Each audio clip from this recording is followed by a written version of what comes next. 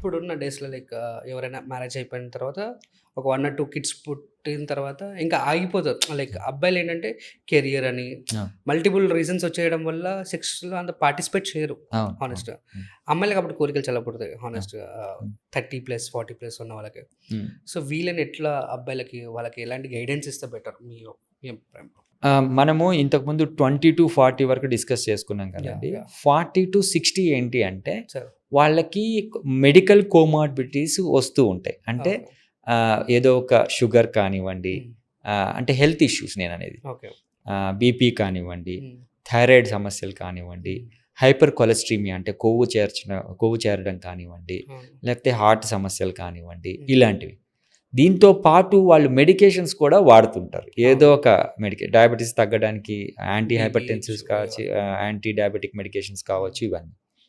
So, ఈ medications వల్ల కావచ్చు, వాళ్ళ హెల్త్ ఇష్యూస్ వల్ల కావచ్చు, వాళ్ళలో అంగస్తంభన లోపాలనేటివి వస్తాయి.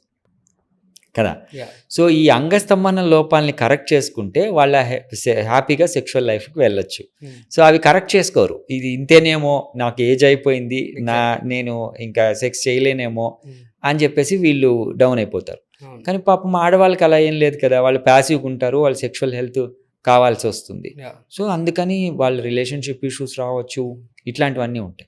ఇలా కాకుండా హ్మ్. వీళ్ళు సెక్షువల్ హెల్త్‌కి ఇంపార్టెన్స్ ఇచ్చి హ్మ్. మగవాళ్ళు ఆఫ్టర్ 40 తర్వాత హ్మ్. హ్యాపీ సాంసారిక జీవితాన్ని హ్యాపీగా మేనేజ్ చేయొచ్చు. హ్మ్. So, yeah!